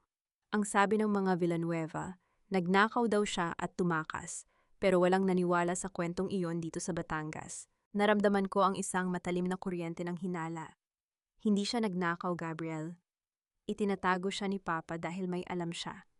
At kailangan natin siyang mahanap bago pa malaman ng mga galamay ni Dante na hawak ko na ang liham na ito. Hindi kami nag-aksaya ng panahon. Sa gitna ng dilim, tinahak namin ang masukal na bahagi ng bundok patungo sa isang maliit na baryo sa dulo ng Batangas. Ang lugar kung saan ayon sa mga sabi-sabi, ay namamalagi ang mga dating tauhan ng aking ama. Ang bawat dagundong ng makina ng aming sasakyan ay tila isang babala sa katahimikan ng gabi. Nang makarating kami sa isang maliit at lumang kubo na nakatago sa ilalim ng dambuhalang puno ng balete, sinalubong kami ng isang matandang lalaki. Ang kanyang mga mata ay puno ng katarata, ngunit ang kanyang pandinig ay kasing talim pa rin ng isang agila. Sino kayo? Anong kailangan niyo sa isang matandang tulad ko? Ang boses niya ay gumaralgal puno ng pangamba. Mang Eliseo, ako po si Maricel. Ang anak ni Don Mariano Valderrama, direkta kong wika. Inilabas ko ang asul na kwaderno at ang liham ni Papa. Alam ko na po ang lahat. Kailangan ko ang tulong niyo para tapusin ang sinimulan ni Papa. Nang marinig niya ang pangalan ng aking ama, tila nanlambot ang kanyang mga tuhod. Napaupo siya sa isang lumang bangko, ang kanyang mga kamay ay nanginginig habang hinahawakan ang liham. Isang mahabang buntong hininga ang kumawala sa kanya na tila ba isang dekada niyang itinatago ang bigat ng katotohanan. Hinintay ko ang araw na ito, Senyorita Maricel, bulong niya. Ang akala ko ay tuluyan na akong mamamatay na dala ang lihim na ito. Ang tatay mo, hindi lang siya pinatay dahil sa lupa. Pinatay siya dahil sa nakita namin sa ilalim ng lupa. Napakunot ang noo ko. Anong ibig ninyong sabihin? Habang naguhukay kami para sa pundasyon ng bagong imbakan ng cafe 10 taon, na ang nakalilipas nakakita kami ng mga mineral deposit. Isang malaking ugat ng ginto at mga bihirang bato na hindi inaasahan ng sinuman. Sinabi ito ng tatay mo kay Dante dahil noong panahong iyon ay tinitingnan niya si Dante bilang isang anak. Ngunit doon nagsimula ang lahat. Kwento ni Mang Eliseo, ang kanyang mga mata ay tila nakatanaw sa nakaraan. Dante and his mother didn't want to report it to the government. Gusto nilang soluhin ang yaman ng hasyenda. Pero tumanggi si Don Mariano. Sabi niya ang yamang ito ay para sa ikauunlad ng mga taga Batangas, hindi para sa kasakiman ng isang pamilya. Doon sila nagsimulang magplano kung paano tatanggalin ang tatay mo sa landas nila. Naramdaman ko ang mabilis na pagtibok ng aking puso. Hindi lang pala simpleng lupain ang pinag-uusapan dito. Ito ay tungkol sa isang dambuhalang yaman na itinago ng mga Villanueva upang dahan-dahang bawiin sa akin kapag naging kampante na ang lahat. Hawak ko ang mga original na survey maps at ang mga dokumentong nagpapatunay na ang mga Villanueva ay gumawa ng mga peking permit para dahan-dahang hukayin ang yaman habang ikaw ay abala sa pagiging asawa ni Dante sa Maynila. Pagpapatuloy ni Mang Eliseo habang kinukuha ang isang makapal na balumbon ng papel mula sa ilalim ng kanyang sahig. Ito ang magiging huling pako sa kabaong nilawika ko habang tinitingnan ang mga mapa. Ang bawat guhit at sukat ay tila isang mapa ng katarungan. Ngunit bago pa man kami makakilos, narinig namin ang tunog ng sunod-sunod na sasakyan na humihinto sa labas ng kubo. Ang liwanag ng mga malalakas na headlight ay tumagos sa mga siwang ng dingding. Hindi sila si Dante, sino sila tanong ni Gabriel ang kanyang kamay, ay handa na sa kanyang depensa. Isang lalaking nakasuot ng mamahaling suit ang lumabas mula sa isang itim na SUV. Hindi ko siya kilala ngunit ang kanyang tindig ay puno ng kapangyarihan. Siya ang kinatawan ng malaking korporasyon na naging kasosyo ni Dante sa lihim na proyektong ito. Mrs. Valderrama, ibigay mo sa amin ang mga dokumentong iyan, wika ng lalaki nang pumasok siya sa loob kasunod ang 2 armadong bodyguard. Huwag mong ituloy ang laban na hindi mo kayang manalo. Ang mga Villanueva ay maliliit na isda lamang. Kami ang dambuhalang pating na hindi mo gustong makaharap. Tiningnan ko ang lalaki ng diretso. Walang bakas ng takot sa aking mga mata. Ang 10 taon ng pagtitiis ay nagbigay sa akin ng balat na kasing tigas ng diamante. Nakamali kayo ng kinalaban ng boses ko ay kalmado, isang deadly calm na tila isang babala. Akala niyo ba ay wala akong backup? Bago kami pumunta rito ni Gabriel, nakaset na ang automatikong pag-send ng lahat ng mga dokumentong ito sa Department of Environment and Natural Resources at sa mga malalaking media outlets kung hindi ako makakapag-log in sa aking system sa loob ng 30 minuto. Nakita ko ang panandaliang pag-aalinlangan sa mukha ng lalaki. Ang kanyang kapangyarihan ay nakabase sa lihim at ang liwanag ng katotohanan ang kanyang pinakakinatatakutan. I have nothing to lose, pagpapatuloy ko ang bawat hakbang ko patungo sa kanya ay puno ng paninindigan. Sinunog na nila ang mga damit ko, ang mga alaala ko at ang puso ko. Ang natitira na lang sa akin ay ang dangal ng aking ama at handa akong mamatay para protektahan yon. Kayo, handa ba kayong mawalan ng bilyon-bilyong halaga ng stocks at mabulok sa kulungan para sa isang lupain sa Batangas? Ang golden moment ng kabanatang ito ay nang tinalikuran ko ang lalaki at ang kanyang mga armas. Alam ko na ang luhika ang pinakamabisang sandata laban sa mga taong ang tanging Diyos ay pera. Umalis na kayo, utos ko. Dahil sa bawat segundo na nananatili kayo rito, lalong lumalapit ang inyong pagkagunaw. Nang maramdaman ng lalaki na seryoso ako, isa-isa silang umatras. Alam nilang ang isang babaeng wala ng kinatatakutan ay ang pinakamapanganib na kaaway. Nang makaalis sila, niyakap ko si Mang Eliseo. Salamat po. Sa wakas, ang yaman ng Batangas ay mapupunta na sa tunay na dapat makinabang. Habang pabalik kami sa hasyenda, tumingin ako sa langit. Ang mga bituin ay tila mas maliwanag kaysa dati. Ngunit sa aking cellphone, isang bagong notification ang lumitaw. Isang tawag mula sa presinto kung saan nakakulong si Dante. Maricel, si Dante. Nakatakas siya, ang boses ni Attorney Santos ay puno ng kaba at may dala siyang baril. Papunta siya sa hasyenda. Maricel, takbo, naramdaman ko ang paglamig ng aking dugo, ngunit sa halip na matakot, hinawakan ko ng mahigpit ang manibela. Kung kailangang matapos ang lahat sa gabing ito, tatapusin ko ito sa sarili kong mga kamay. Ang bawat patak ng ulan sa bubong ng hasyenda ay tila isang hudyat ng paparating na hatol. Nakaupo ako sa loob ng silid-aklatan ni Papa sa mismong upuan kung saan siya huling nakitang masigla bago ang lahat ng pagtataksil. Madilim ang buong bahay. Sinadya kong patayin ang lahat ng ilaw. Sa ilalim ng liwanag ng kidlat, ang anino ng mga puno sa labas ay tila mga sundalong nagbabantay. Narinig ko ang marahas na pagbukas ng pintuan sa ibaba. Ang tunog ng nababasag na salamin ay umalingaw-ngaw sa katahimikan ng malawak na pasilyo na sinusundan ng mabibigat at pasuray-suray na hakbang. Amoy ng alak, putik at desperasyon ang tila sumakop sa hangin. Maricel. Lumabas ka, na saan kahayop ka, ang sigaw ni Dante ay gumaralgal, puno ng puot ng isang taong nawalan ng lahat. Hindi ako sumagot. Nanatili akong nakaupo nang tuwid ang aking mga kamay ay nakapatong sa lamesa. Sa tabi ko ay ang asul na kwaderno at ang cellphone na naka-record. Hinayaan ko siyang hanapin ako. Gusto kong damhin niya ang bigat ng bawat biktima ng kanyang kasakiman sa loob ng bahay na ito. Bumukas ang pinto ng silid-aklatan. Sa gitna ng dilim, nakita ko ang anino ni Dante. Hawak niya ang isang baril, ang kanyang mga mata ay nanlilisik habang hinahanap ako sa bawat sulok. Nang tumama ang liwanag ng kidlat, nakita ko ang kanyang hitsura, madungis sugatan, at tila isang asong ulol na wala nang pupuntahan. Narito ka lang pala, wika niya habang dahan-dahang lumalapit. Itinututok ang baril sa aking ulo. Dahil sa iyo nawala ang lahat sa akin. Ang kumpanya ko, ang pera ko, ang dangal ko. Pati si mama inatake sa puso dahil sa mga pinagsasabi mo. Wala akong kinuha sa iyo. Dante, ang boses ko ay kasing lamig ng semento sa ilalim ng ulan. Ikaw ang nagtapon ng lahat dahil sa kasakiman mo. Ang kumpanya mo, ninakaw mo iyon sa pawis ng tatay ko. Ang dangal mo, wala ka noon simula nang ipagpalit mo ang katarungan para sa ginto. Tumahimik ka, sigaw niya sabay kasa ng baril. Ang tunog ng pag-click ng bakal ay tila isang mabilis na tibok ng kamatayan sa loob ng silid.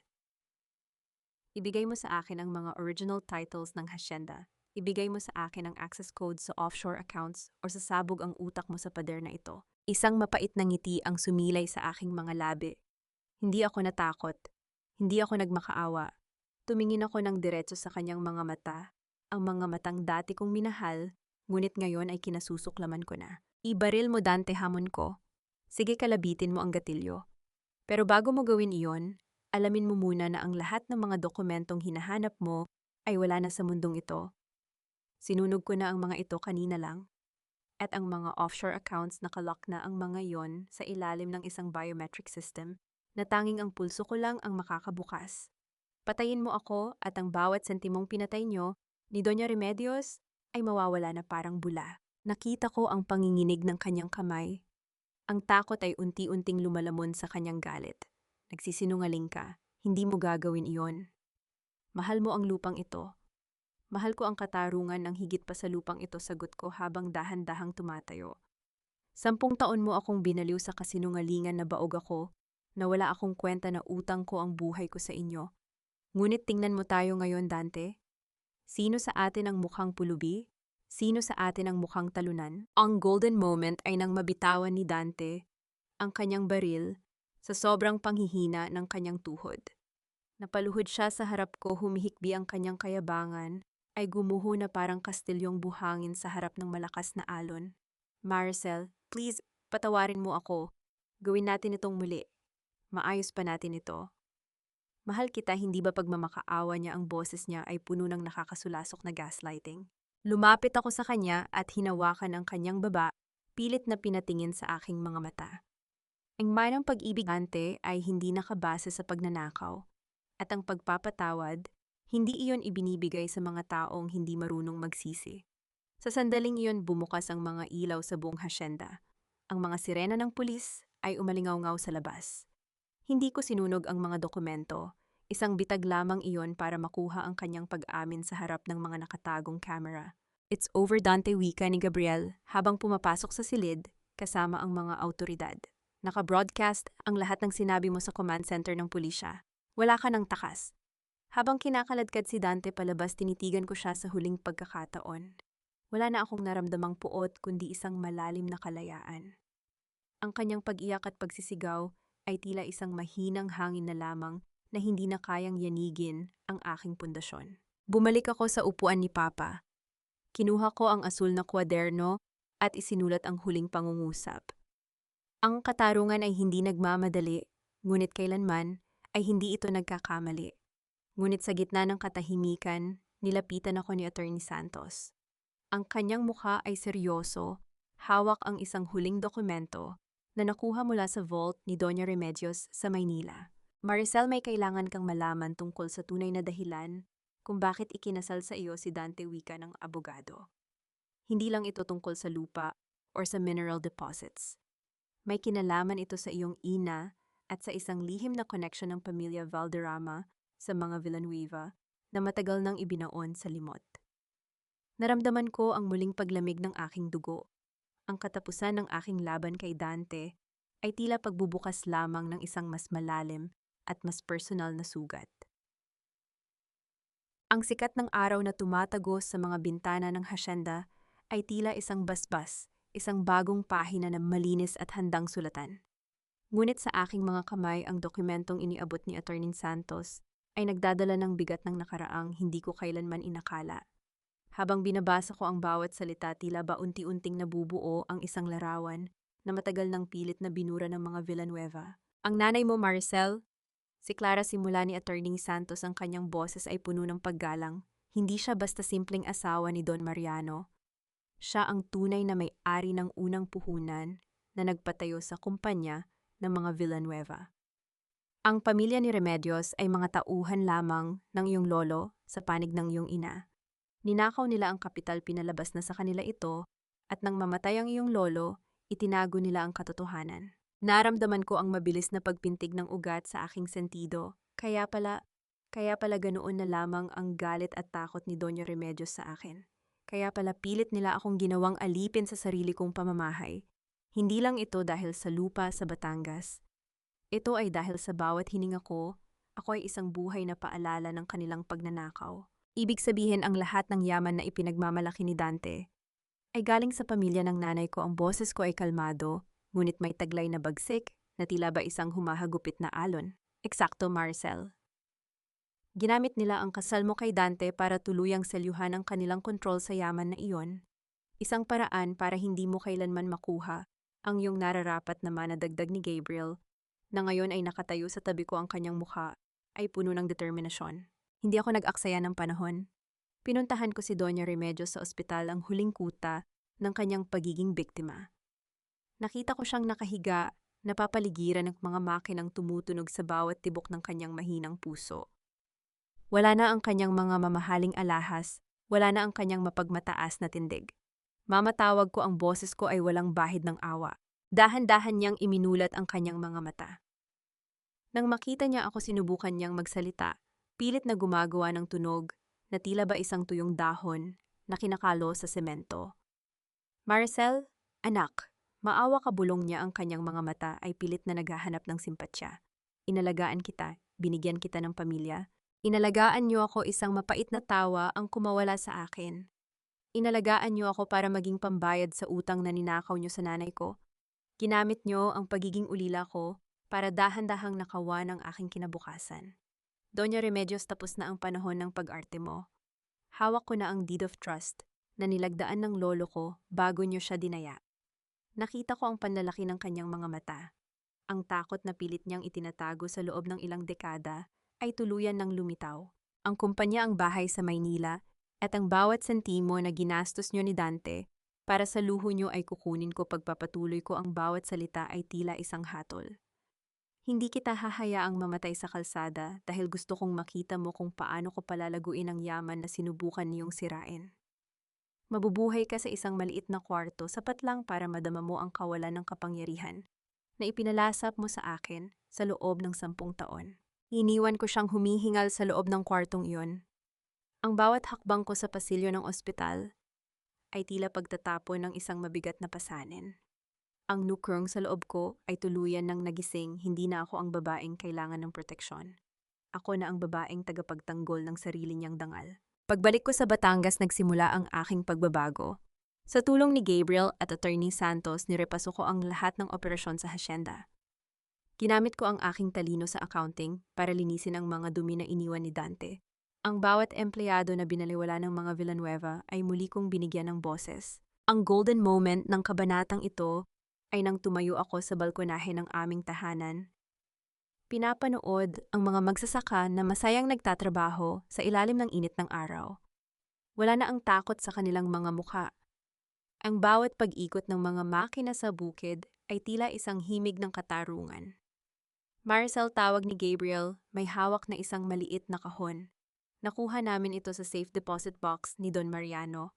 Nakapangalan ito sa iyo, nabubuksan lamang sa araw na makuha mo ang hustisya. Nang buksan ko ang kahon, bumungad sa akin ang isang lumang susi at isang mapang isang lihim na vault sa ilalim ng hasyenda. Hindi ito tungkol sa ginto or mineral deposits. Ito ay tungkol sa mga dokumentong magpapabagsak sa mga dambuhalang kasosyo ni Dante na nagtangkang takutin ako noon. Ito na ang huling piraso ng puzzle wika ko habang hinahawakan ang malamig na bakal ng susi. Oras na para tapusin ang laban na ito ng minsanan. Ngunit bago pa man kami makakilos patungo sa vault, naramdaman ko ang mabilis na pag-vibrate ng aking cellphone. Isang unknown number. Marcel Valderrama, ang boses sa kabilang linya ay malamig at puno ng autoridad.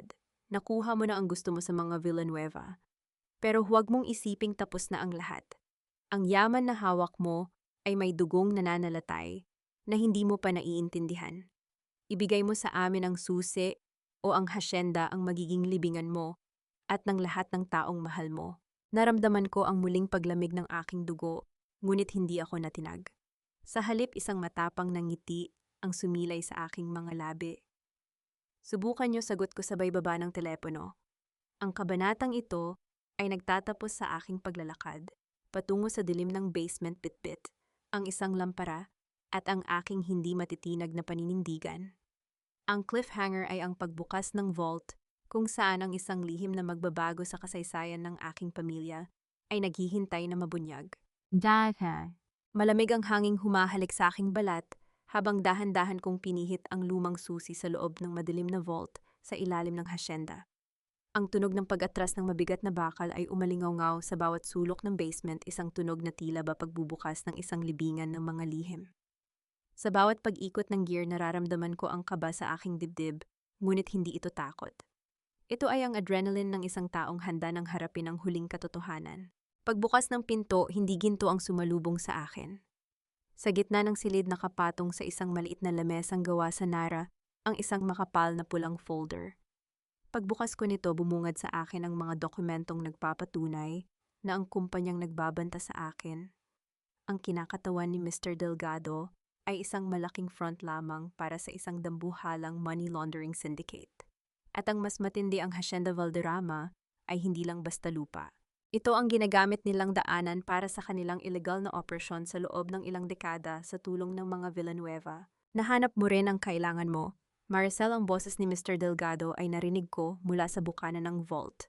Humarap ako ng dahan-dahan. Nakatayo siya roon kasama ang 4 na armadong lalaki. Ngunit sa halip na manginig, isang matapang ng ngiti ang sumilay sa aking mga labi. Ang aking deadly calm ay tila isang baluti na hindi nila kayang pasabugin. "You're late, Mr. Delgado," wika ko habang dahan-dahan kong itinataas ang aking cellphone. Naka-broadcast ang buong folder na ito sa main server ng National Bureau of Investigation at sa lahat ng major news outlets sa bansa. The moment the vault door opened, it triggered an automated upload. Habang naglalakad kayo papunta rito, ang bawat mukha nyo ay na-record na rin ng mga hidden cameras na ipinalagay ko kay Gabriel. "You little..." Susugod sana ang isa sa mga bodyguard, ngunit pinigilan siya ni Delgado. Ang kanyang mukha ay namumutla na ang kanyang kayabangan ay unti-unting napapalitan ng desperasyon. "Ibigay mo sa amin ang pisikal na kopya, Maricel. We can make you the richest woman in Asia. Just give it to us." Pagmamakaawa ni Delgado, ang kanyang boses ay puno ng panginginig. "I am already the richest woman, Mr. Delgado. Not because of your dirty money, but because I have my name back. I have my dignity back." Ang boses ko ay kalmado, bawat salita ay parang isang hatol. 10 taon akong kinulong ng mga Villanueva sa isang kasinungalingan. Akala nyo ba ay hahayaan ko pa ang mga katulad nyo na gawin iyon muli? Ang katarungan ay hindi nabibili ng ginto. Sa labas ang ugong ng mga helicopter ng pulis, at ang tunog ng papalapit ng mga sirena ay tila isang symphony ng tagumpay. Isang golden moment nang makita kong binitiwan ng mga bodyguard ang kanilang mga armas at itinaas ang kanilang mga kamay. Si Mr. Delgado ay napasandal sa pader, ang kanyang kapangyarihan ay naglaho na parang usok sa harap ng katotohanan. "Isuko nyo na ang lahat," wika ni Gabriel habang pumapasok sa vault kasama ang mga autoridad. "Tapos na ang laro nyo." Habang kinakaladkad sila palabas, tumayo ako sa gitna ng hasyenda. Ang araw ay nagsisimula ng sumikat sa dulo ng dalampasigan ng Batangas. Tumingin ako sa paligid sa mga puno ng mangga sa malawak na damuhan, at sa mga magsasakang ngayon ay malaya na sa takot. Pumunta ako sa kulungan kung saan nakaditay na sina Dante at Sabrina. Nakatayo ako sa harap ng rehas, tinitingnan sila, nang walang anumang emosyon. Si Dante ay mukhang matandang hukluban, ang kanyang mga mata ay puno ng pagsisisi na hulin na ang lahat. Si Sabrina naman ay hindi na makatingin sa akin, ang kanyang mga kamay ay nanginginig sa kahihiyan. Maricel, please help me. I'm still your husband, ang huling gaslighting move ni Dante. You were never my husband, Dante. You were just a mistake that I finally corrected, malamig kong sagot. Ang lahat ng yaman na ninakaw nyo, gagamitin ko yon para itayo ang Valderrama Foundation. Tutulungan ko ang bawat babaeng minaltrato at ninakawan nyo ng dangal. Mabubuhay kayo sa loob ng selda na ito na iniisip kung gaano nyo ako minaliit. That is your punishment. Iniwan ko sila nang hindi lumilingon. Ang huling kabanata ng aking buhay sa piling nila ay tuluyan na nating isinara. Sa huling bahagi ng araw na yon, naglakad kami ni Gabriel sa tabing dagat. Ang paglubog ng araw ay nagbibigay ng kulay kahel sa langit. Huminto kami at tumingin sa malawak na karagatan. Anong susunod, Maricel, tanong ni Gabriel? Ang kanyang boses ay puno ng paghanga at isang pahiwatig ng pag-asa. Magpapatuloy, Gabriel. Magpapatuloy ako bilang isang Valderrama. Isang babaeng hindi na muling yuyuko sa sino man wika ko. Habang hinahawakan ng kanyang kamay, nang marahan isang hawak na puno ng respeto at pasasalamat, ang golden moment ay nang maramdaman ko ang tunay na kapayapaan sa aking puso. Ang bawat sugat ay naghilom na at ang bawat sakit ay naging lakas. Ako si Maricel Valderrama at ang aking kwento ay hindi na tungkol sa pagiging biktima kundi tungkol sa pagiging isang reyna ng sarili kong kapalaran. Isang taon na ang lumipas. Nakatayo ako sa harap ng salamin, inaayos ang aking puting blazer. Hindi na ang matatandang duster o ang basahang hawak ko noon ang bumubuo sa aking pagkatao. Ang babaeng nakatingin sa akin ngayon ay may mga matang hindi na mababakas ang takot. Ang bawat linyang guhit ng pagtitiis noon ay napalitan na ng kislap ng tagumpay at kapanatagan. Aning Hacienda Valderrama ay muling naging sentro ng buhay sa aming bayan. Hindi na ito isang madilim na kuta ng mga lihim, kundi isang lugar kung saan ang bawat pangarap ay binibigyan ng pagkakataon. Sa labas ng aking bintana, naririnig ko ang masayang usapan ng mga kababaihang tinutulungan ng Valderrama Empowerment Foundation. Sila ang mga katulad ko noon, mga biktima ng panlilinlang, biktima ng mga taong akala nila ay sandigan nila. Ngunit ngayon, tinuturuan namin silang tumayo sa sarili nilang mga paa. Maricel, handa na ang lahat sa ibaba. Ang mga kinatawan mula sa Department of Trade ay narito na. Ang boses ni Gabriel ay malumanay, puno ng paghanga at respeto, habang nakasandal siya sa hamba ng pinto. Humarap ako sa kanya at ngumiti.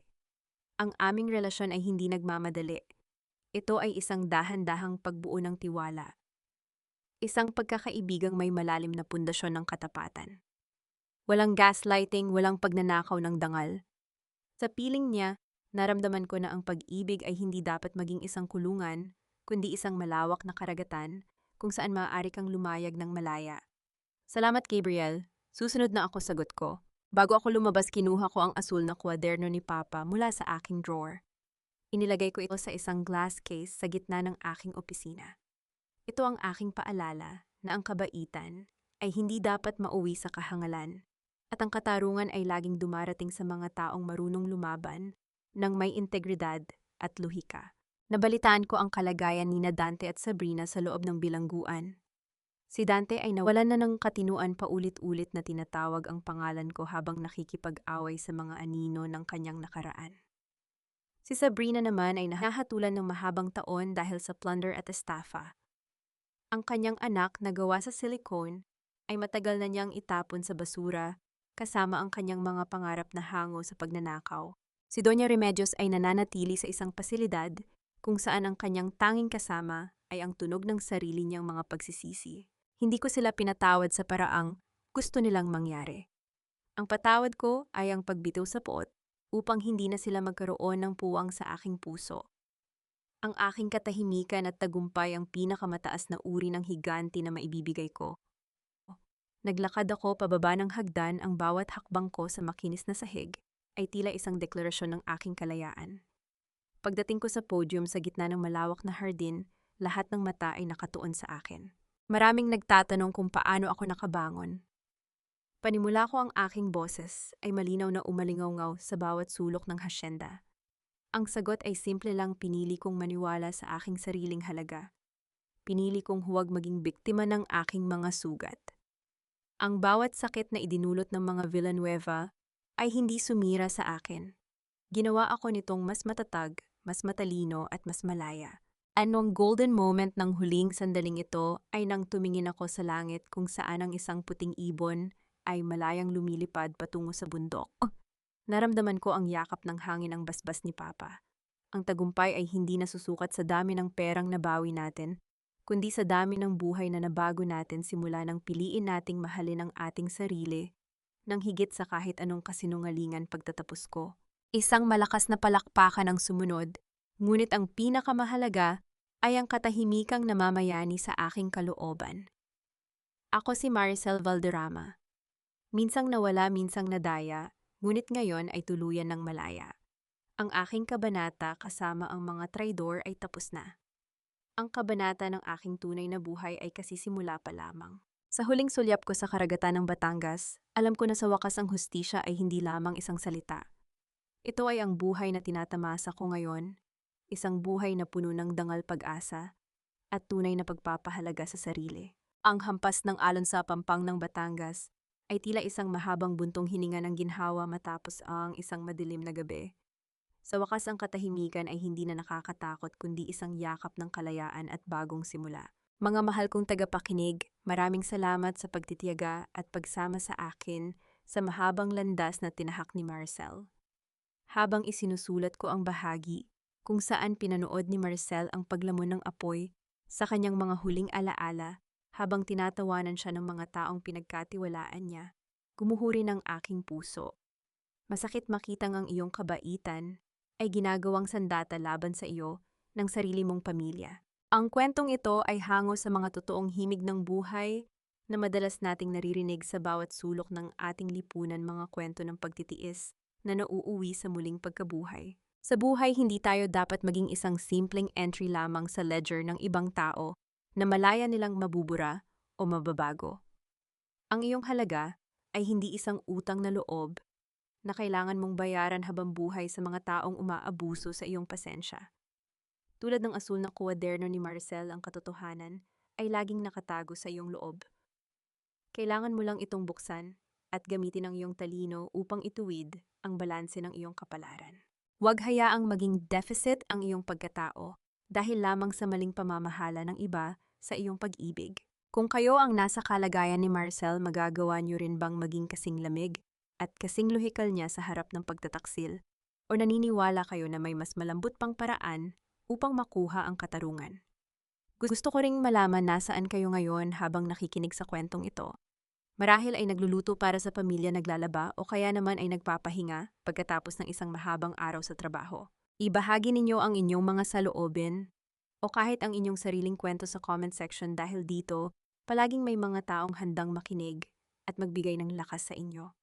Huwag niyo ring kalimutang i-like at i-share ang video na ito para mas marami pa tayong kababaihan na mapaalalahanan ng kanilang tunay na lakas. Naway matagpuan ninyo ang inyong sariling hasyenda, isang lugar sa inyong puso kung saan kayo ay ligtas, pinapahalagahan, at tunay na malaya sa anumang tanikala ng nakaraan. Hanggang sa susunod nating paglalakbay. Pamagat ng kwento ang pagbangon ng tunay na tagapagmana. Lahat ng mga tauhan at sitwasyon sa kwentong ito ay katang-isip lamang na nilikha para sa layuning libangan at paghahatid ng positibong mensahe.